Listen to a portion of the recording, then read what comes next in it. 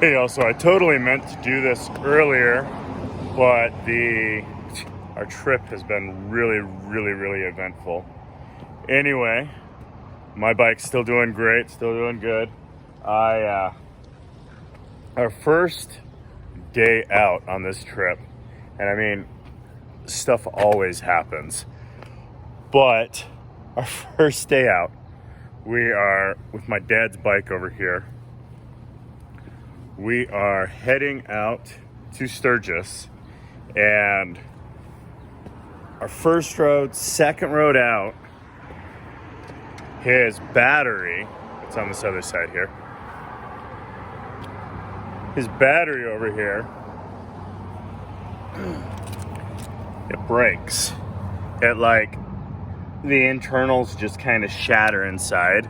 So when we take it to finally get it tested, because I convinced him to, we get to AutoZone, and they're like, if we shake it just right, we can pull a test on the battery. But other than that, we're not getting anything off this battery. So I get him this AGM battery. It's got 100 more cranking amps on it. It's exciting, it works really good. And so then we're like driving, we get probably about an hour. Yeah, I want to say it's about an hour out. And his bike dies again. Dead. Nothing left, no lights, no gear, no, nothing at all. So we're sitting there, we're testing it out. I've got a jump pack, he's got a jump pack. We can throw the jump pack on and it'll start, but as soon as we take the jump pack off, it's dead. So we are, at this point, we're about a half hour, maybe a little less, outside of West Yellowstone. And so we're in the middle of nowhere, no signal on our phones, no nothing like this. So I take my bike and I run it all the way to West Yellowstone, because we figure when he's running his bike, his alternator, which, I know you guys like alternator, but we actually threw this poor boy stator on his bike way back 5 years ago when we went to the first Sturgis rally that we went to. And basically this alternator this guy wasn't feeding power back to his battery. So we ended up, I was like, well, it's got to be a fuse, because and I have no idea what we were thinking at the time. I guess we were just trying to be extra precautious or something like that. But we took and we put an inline fuse between his alternator and his battery. And the inline fuse was one of those resetables, and so it went bad. And basically, I know I keep covering up the camera, sorry about that, guys. Basically, we had to take, and I ended up, after driving around West Yellowstone trying to find an inline fuse, late. I mean, we're talking, I guess not that late, but like 6. It was like 5:36 there in West Yellowstone on a Saturday. And everything was closed. So I finally pulled up my phone and I'm sitting there searching it, and I'm like, okay, well, I have no idea why we needed an inline fuse. So let's get rid of the inline fuse, put it back together, see what happens. So we got rid of the inline fuse. We cut out where it was. We taped it up, started up his bike, and he was getting power, not a ton, until he got high RPMs. I mean, it is a car alternator. So he was getting power to his battery. We're like, oh, thank God, finally, right? So we go from West Yellowstone, and we're heading through West Yellowstone to the east gate of Yellowstone. We're driving through, doing pretty good. And then all of a sudden, his belt pops off of this alternator on the front. And we're like, oh crap, what's going on? Apparently, the bolt that we put on his alternator 5 years ago was a standard grade bolt. So after 5 years, it sheared right off. So he's driving. We are about 45 minutes to an hour from the east gate and trying to make it through. So I'm on my bike and we are sitting at probably at about 70 miles. My bike gets about 100 miles before I have to fill it up. I say. It's got 2 gallons in it, and I get 40 miles a gallon, plus it's got like a half-gallon reserve. So, I mean, I'm right there on the edge of 100, usually, depending on how hard, but I'm pulling something, so I'm getting less. Anyway, so we're driving through West Yellowstone. We get towards the east gate, and the east gate is under construction. I mean, that whole long road getting to the east gate. And so we're sitting there flying through, bouncing through all this dirt and all this ruckus. And during that time, my shocks on my bike give out. I mean, there's nothing. I'm almost bottom out on it right now. Luckily, I mean, I guess I've got shocks coming to my house. But anyway, so my shocks give out during that time. And we hit the east gate. And just on the other side of the east gate, I don't know how long ago, there used to be a gas station there. Like, back when I went through there a few years ago. So I was banking on there still being a gas station there. We get there, I pull off into the gas station. My dad pulls off with me. He's got my jump pack actually attached to his battery. And then the other jump pack is in my my solar kit here, is back here being charged. So we got one that he's running on and the other one being charged, trying to make it to our goal then became Cody, Wyoming. So we're sitting there driving along, trying to make it. And I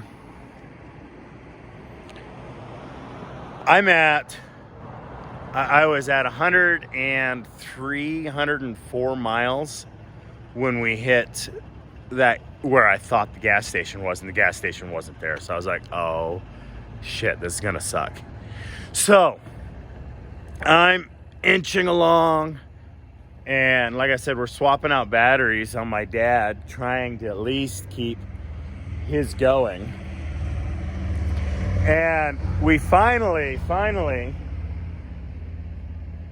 die. It is like 10 o'clock. It's dark out. My dad doesn't have any power on his bike because, you know, when you keep on swapping something out and you're not giving it enough time to charge, he wasn't getting a full charge. We were able to kind of slip the belt over his alternator, and so it was kind of giving him some power.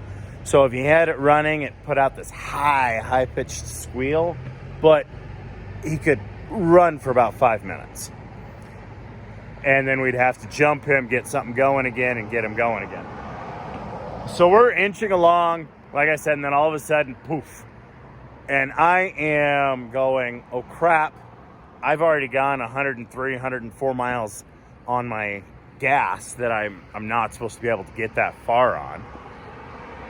And so all of a sudden, this truck pulls up behind us, and he's like, there's a gas station about 10 miles up the road.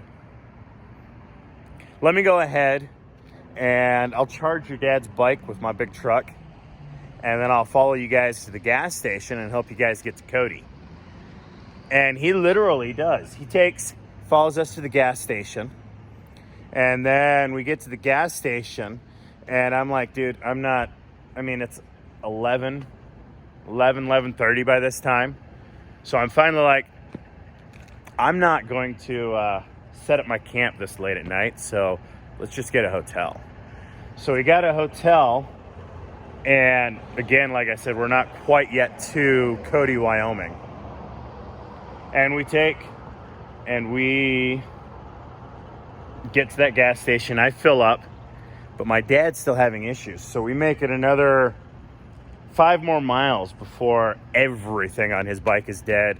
We can't keep inching along or anything. So finally, I'm like, I'm going to go ahead, head out to the hotel that we just bought, drop my trailer off, fill up my bike, and then if I have to, I'll pull his bike or we'll ferry people back and forth. And the guy in the truck's like, dude, I'll just keep on powering up his bike and we'll inch along to get to Cody. Now, Cody was like, I want to say it was about 15, 20 miles out where we were staying. And we ended up, it took my dad from 10 to midnight with this guy constantly recharging his bike to get that last stretch into Cody, Wyoming. So we finally get in, we get all settled in, we pull everything out of the bike, we get into the hotel, and by this time, it's 1 o'clock, and we're all just like dead beat. I've pushed his bike a few times to try and get it into position so that this guy could charge it. I've driven around. I mean, it was a long, long night. So we get up in the morning, and the whole reason we were getting to Cody was to get parts to fix his alternator on a Sunday. So I ended up, because like I said, this bolt sheared off down here. This guy right here. So we're sitting there, I'm trying to find out a way to get it going. And we go and we buy a drill bit, and I'm trying to get at it from the backside here. But there's no room because I was going to try and drive it out. I ended up just drilling it out and changing it from like a 5/16 to a 10 millimeter bolt, and changing it, of course, from that standard to a grade 8. But I decided to go with a longer one so that I could go ahead and fit an actual bolt on the other side and a washer and everything, so I didn't just re-thread it out. Got that all set up, got it going. We ended up also rewiring his battery because the way it was set up, the wire looked like it had been scorched a couple of times. So we got that all rewired. We got that set up. Finally, it was about 1 o'clock when we left Cody on Sunday, and we're like, okay, sweet, we're good, we're going. So we were going from Cody, and our goal was going to be Newcastle. Well, that didn't happen either, because as we're flying along and we're making great time, and we're making our stops, we're doing our things like that, we're not taking his bike. We're going 60, 65. We pull into our second gas station of the day, and my dad's dash, he's got this huge dash that shows him everything. It's a Goldwing, so. But my dad's dash, the whole thing dies. So there's no reading, there's no speedometer, no gas, no nothing on it. And we're like, oh, crap. So he's following me. And, everything's running but that. So we're like, okay, we're just going to go for it. And if you guys know anything about Wyoming, or if you look at the map, we're following 14 across, and it does some squigglies and then comes across. That's because you're going from right about 3,000 feet above sea level all the way up to 10,000 feet. So you just all of a sudden, boom, and you start to climb. And so we're climbing up, and all of a sudden, I mean, as we're climbing, we figured we'd have to stop at the top because our bikes are pulling a ton of weight and it's really hot. So basically, as we're climbing up, I keep on pulling over so that people can pass us, because my dad, again, he's only going probably about 60, 65 down this road, down a 70 mile an hour road, and people love to pass. So as we're flying down this road, going up and up and up and up, I pull over to one, say, "Is everything all right?" And he's like, "Yep." And I'm like, "Oh crap, yep, I'm getting hot. I've almost lost my hydraulic clutch. So I'm gonna go just a little bit further and then we're gonna stop and cool off." So I started going, and as my dad started going, he didn't follow me. So I went up this 20 mile an hour, up this 20 mile an hour, up this 20 mile an hour, and noticed he wasn't back there. So I stopped, and we got this nice big huge open area that I stopped in, and I'm waiting for him, and I can't see him, and my bike's overheated, so I can't do anything. So I'm sitting there at the top of this hill going, is he all right? Did anything happen? Is he just overheated like me? What's going on? Finally, probably about a half hour, 45 minutes in, my bike is cool enough that I've kind of got my clutch. So I figure, let's jump back on the bike. Let's try it out. Let's see if we can inch back down and see where they're going. So I make it back down, and where I had pulled over to make sure everything was all right and that we could keep going, his belt for his alternator slipped off right there. So we're sitting there in the middle, at least a little tiny turnoff, trying with the tools that we've got to slip his belt back over the edge of that alternator.